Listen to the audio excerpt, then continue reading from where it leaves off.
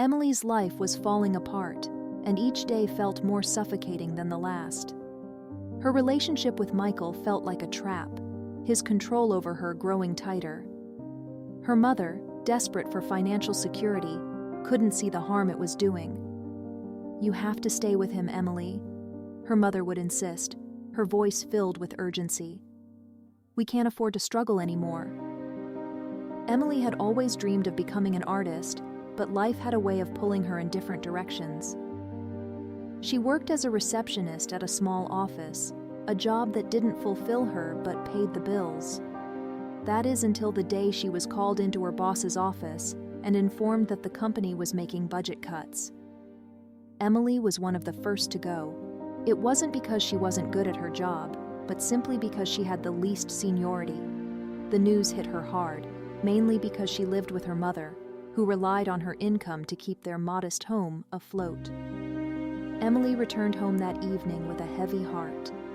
Her mother, Linda, was a practical woman who had little patience for dreams with a guaranteed paycheck.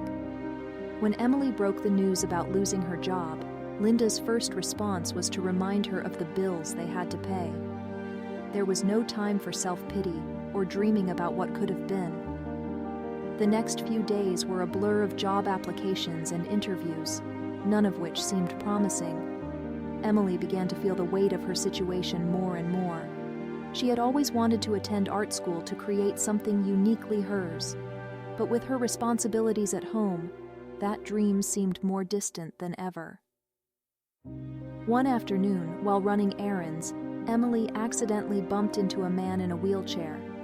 His name was Mr. Bennett, and he was a well-dressed, middle-aged man with a warm smile. During their brief conversation, Mr. Bennett mentioned that he was looking for a caregiver for his son, Ryan, who was paralyzed from the waist down. They had been through several caregivers in the past few months, but none stayed long. Mr. Bennett was at his wits' end. Emily hesitated. She had no experience in caregiving and wasn't sure she was the right person for the job. But Mr. Bennett assured her that they weren't looking for medical expertise. They just needed someone who could be a companion to Ryan, help him with daily tasks, and maybe even get him out of the house occasionally.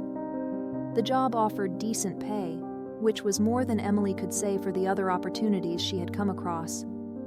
She decided to give it a try. When Emily first met Ryan, she quickly understood why the previous caregivers had left. Ryan was bitter and withdrawn, a young man who had lost mobility and his zest for life. He made it clear from the start that he didn't want or need her help. Emily struggled to connect with him but wasn't ready to give up. Days turned into weeks, and slowly, very slowly, Ryan began to open up. It wasn't easy, and there were plenty of setbacks, but Emily was persistent. She found small ways to engage him, like suggesting they watch movies together or take short trips outside, even if it was to sit in the garden. Ryan, who had once been an avid soccer player before the accident that changed his life, started to show a flicker of the person he used to be. Meanwhile, Emily's personal life was becoming more complicated. Her boyfriend, Michael, was finishing law school and was eager to start his career. He had always supported Emily's dream of becoming an artist, so long as it didn't interfere with their future together. Michael had a clear vision of their life. He would be a successful lawyer, and Emily would be the perfect wife, perhaps dabbling in art as a hobby, but never seriously pursuing it. However, as Emily spent more time with Ryan, she reevaluated her life. Ryan's story of how he had once been a top soccer player, only to have his dreams shattered by a moment, resonated deeply with her. He had lived according to his father's wishes, attending business school instead of following his passion for soccer, and now he was trapped in a body that no longer responded to his commands. Then came the day that would change everything. Emily had just returned home from work, tired but content with the small progress she had made with Ryan.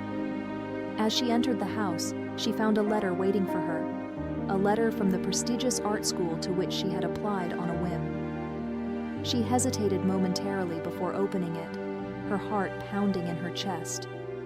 The letter informed her that she had been accepted into the program, and an anonymous benefactor had covered her tuition, not knowing it was Ryan who had paid her fee. The news was both exhilarating and terrifying. Emily had always dreamed of attending art school, but now that the opportunity was real, she wasn't sure if she could take it. Her mother's words echoed in her mind, warning her about the dangers of chasing unrealistic dreams. And then there was Michael, who had been planning their future together without room for her ambitions. The following day, as Emily sat by Ryan's bedside, she told him about the letter. She hadn't planned to, but the words just spilled out. Ryan listened quietly, and when she was done, he looked at her with a seriousness she hadn't seen before. He told her that life was too short to live it for someone else, and that if she didn't take this opportunity, she might never forgive herself. Ryan's words stayed with her. That evening, Emily made a decision. She went to Michael's apartment and told him everything. She told him about the letter, her dreams, and how she could no longer put her own life on hold for the sake of his plans. Michael didn't take it well. He accused her of being selfish, of throwing away everything they had built together. But Emily stood her ground. She knew she had to live her life for herself. After breaking up with Michael, Emily felt a sense of relief and fear. She was stepping into the unknown, leaving behind the safety of what she knew for something uncertain. But deep down, she knew it was the right thing to do. The following week, tragedy struck.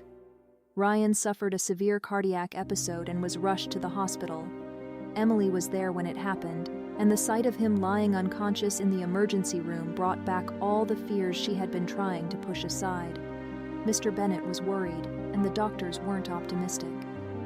They explained that Ryan's condition was deteriorating and might not survive another episode. Emily stayed by Ryan's side through the long night hours, her mind racing about what could have been and might never be. When Ryan regained consciousness, he was weak, but still smiled at her. He told her that she needed to go to art school and that she needed to follow her dreams, no matter what. A new caregiver was hired for Ryan. Ryan's words gave Emily the strength she needed. She enrolled in the art school and threw herself into her studies with a passion she hadn't felt in years. It wasn't easy, and there were times when she doubted herself, but she kept going. She knew that she was on the right path, and that was what mattered most. Years passed, and Emily's hard work paid off. She became a successful artist, and her work gained recognition and admiration. She never forgot about Ryan, though, and often wondered what had become of him. One day, as she was setting up for a gallery opening, she saw a familiar face.